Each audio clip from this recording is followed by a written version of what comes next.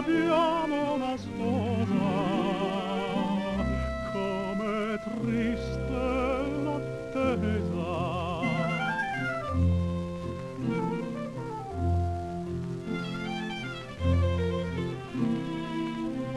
Hello and welcome. Firstly, I'm sorry to say this is a week late. I ended up travelling all around New Zealand this week and didn't really have time to put up a video. However, this has also given me a bit of time to think about what I would like to do with the series. And the short version of that is that I'm happy with ending this playthrough here. It's a shame that I didn't get to show you guys the invasion of the Americas, but even without this has still been a very interesting playthrough, and I'm actually pretty happy to have shown you the events that didn't unfold. I've also been thinking about what to do next, and at the moment I'm leaning towards a Let's Play of the new expansion for Europa Universalis 4, Res Publica. I haven't decided which country yet, but I'm leaning towards the Hanseatic League, because they're kind of always fun to play as, or some other merchant republic. I don't think I've ever actually played as Venice or Genoa, if Genoa's in there, but maybe someone else. Let me know if any of you guys have any particular preference of a country you'd like to see. This video, well, I'm probably thinking I'll start that next week, but for this video I'd like to talk a bit about what Paradox has said would be in Hearts of Iron 4, and what I think needs to be improved from Hearts of Iron 3. For anyone that's watched this series, it's kind of obvious that the big thing I would like to see improved is the AI. A number of times in this playthrough, the German AI stripped the Eastern Front of troops to give to the Romanians to send to India or Brittany, which ultimately resulted in Germans losing Berlin in 1943. In Hearts of Iron 3, the AI is important both as your enemy and your ally. If your enemy's AI is stupid, the game just isn't challenging. But if your ally's AI does stupid things, then the game becomes incredibly, well, first it becomes incredibly challenging, but at the same time it's also incredibly frustrating.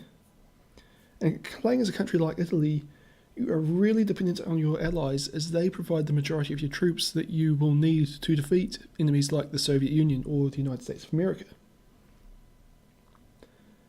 I would also like to see Hearts of Iron 4 less driven by historical events and more by the situation as it develops in the game. The most awful example of this in this particular playthrough was when the Soviet Union surrendered. Most of the captured Soviet territory, including Leningrad and Moscow, were captured by the Italians. However, the Soviet surrendering event was based on the assumption of a historical Eastern Front where the Germans played the leading role.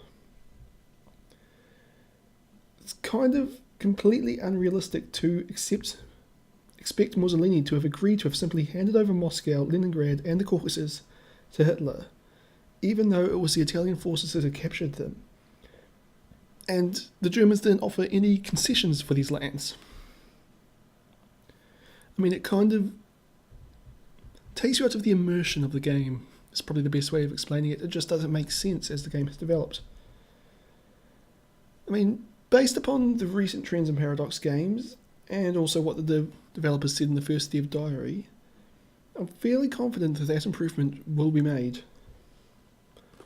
Also, a quick thing I'd like to see improved is politics. An observant watcher would have realised that I've basically never looked at the politics screen, other than when I first chose my ministers. And that's mostly because there's not any useful information there, and I don't really know any way to actually influence my nation's politics. I think that politics either has to become a meaningful aspect of the game or be cut entirely. When looking at the development diaries for Hearts of Iron 4 so far, there are two things that have really gotten me excited. The first is the hints of a new form of battlefield commands that they have discussed. The basic idea is that the player will not be specifying the precise battlefield movements, but will instead be deciding the strength and direction of troop movements. What I mean can be seen in the Gamescom video and also the live stream that Paradox put out. And it can also be seen in the detailed description of air combat. You would have noticed in this playthrough that I basically kind of ignored my air forces. I just set them up, and probably every episode, but to be honest, it's probably every second or third episode, so 2 or 3 hours, I went and checked that they were still doing something useful, and if not, I changed them. It's just because air forces were kind of difficult to manage alongside. I mean, they took a lot of managing when you're also managing all your divisions and all your corps and all your armies and all your ships, and it was something that was easy to ignore. But Paradox are changing this for Hearts of Iron 4 so that instead of moving individual wings around, instead what you'll be doing is selecting a target region, say southern France, and then you'll tell your nearby airfields what aircraft to send to that region on what missions, and just let them do it. And of course, your enemies will also be sending aircraft there. It just gets all sorted out, and once you capture southern France or whatever, you just select a new region, and it's all done. A new region, new missions, and everything just sorts itself out. I find this really exciting because it's just a more strategic level of gameplay, which to me is the core of the Hearts of Iron series experience. It's an intense strategic level replaying of the Second World War. The other big thing that has got me excited is the new division design and production features. In Hearts of Iron 4, instead of building divisions and then attaching new brigades later on, you will be designing division templates. If you want to, say, add a military police brigade to your garrison divisions, instead of building a bunch of brigades and then manually attaching them to all your suitable divisions, you will simply change the garrison division template, and over time your divisions will change to reflect, your template changes.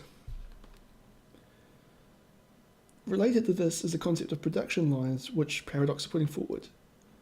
In Hearts of Iron 4, your factories do not produce divisions, but instead produce equipment for divisions. This equipment can be used to replace damaged equipment or outdated equipment, or stored for future use, or for use in new brigades or divisions or whatever. This also brings up strategic industrial decision making around what models you produce. Do you keep producing obsolete equipment that your factories are very good at making, or do you retool them to produce more modern variants, while being aware that this will severely lower the efficiency of your factories in the short term? So yes, I'm finding this intriguing. Again, it's a feature that lowers the amount of management the player has to do, while also making it easier to make strategic level decisions around what your army is, or what your army, air force and navy are, and how you use them, and what you will use them for in the future. And it also involves decision making over how you organise your country, how you organise your industry, what your focuses are. So it seems to me that Paradox have really got the idea that the strategic level gameplay is what makes Hearts of Iron great, and they need to cut back on the micromanagement a bit, because it's kind of a barrier to entry to this game, which is otherwise a really great series. So yeah, all in all, I'm really keen to play Hearts of Iron 4. I'm also kind of really waiting for future developer diaries, because there's so much more that I'm, waiting to see. Hoping for good things. But anyway, I hope you've all enjoyed this video, and I'll see you all next time.